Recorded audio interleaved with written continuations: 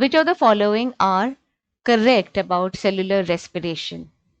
So when you see such a question, does it intimidate you? Do you get scared by the multiple statement questions?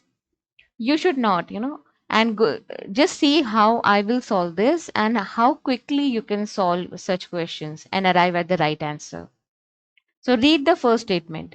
Cellular respiration is the breaking of CC bonds, carbon-carbon bonds of complex organic molecules by oxidation. So respiration is definitely we start with complex organic molecule and we break carbon-carbon bonds, and this process is oxidation. So catabolism is oxidation, anabolism is reduction. So this statement is correct. I will give you the example of the topic which is in your syllabus. This is the 6th carbon of glucose, 1, 2, 3, 4, 5, and the 6th carbon. So the first step is in glycolysis, 10 steps of glycolysis.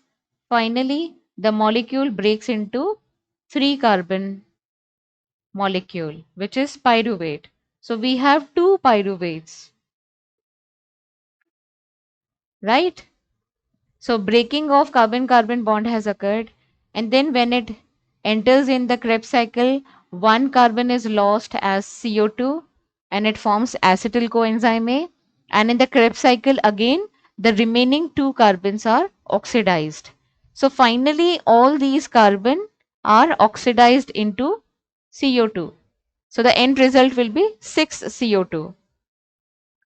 So oxidation is happening, CC bonds are breaking, and complex molecule is converted to simple inorganic molecule. So this statement is completely true. Let's check the option. A is in 3 options except for option number 4. So strike this thing out. Next statement. The entire cellular respiration takes place in mitochondria.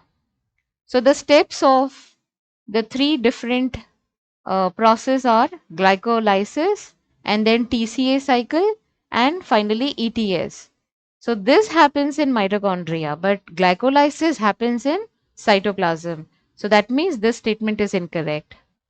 This is incorrect. This is correct. So wherever you see B, strike that option out. So so 2 and 3 are eliminated. So we have the answer. Even without going through all the statements given in this question, you can arrive at the right answer. See? So by eliminating the wrong ones, this is the approach you should follow. So let us just go through C, D, E statements also. Fermentation takes place under anaerobic conditions in germinating seeds. Yes. So anaerobic condition will, the process will be called fermentation. And if it is aerobic, then it will not be fermentation, then it will be oxidation into CO2. So this is correct. Fate of pyruvate formed during glycolysis depends on the type of organism also. So the example which you have studied is, if it is aerobic respiration, it will form CO2. If it is anaerobic, then in muscles, it will form lactic acid. And in case of bacteria, the pyruvate will be fermented into ethanol, C2H5OH. So different fates depending on the type of organism. Yes. So this is also correct. The last one, water is formed during respiration as a result of oxygen accepting electrons and getting reduced. So this statement is discussed in the section on electron transport chain. So when oxygen finally accepts electron, then it is reduced and the result will be production of water. So E is also correct. So this confirms that option 1 is the right answer of this question. I hope this video was helpful to you. Thank you so much for watching my video.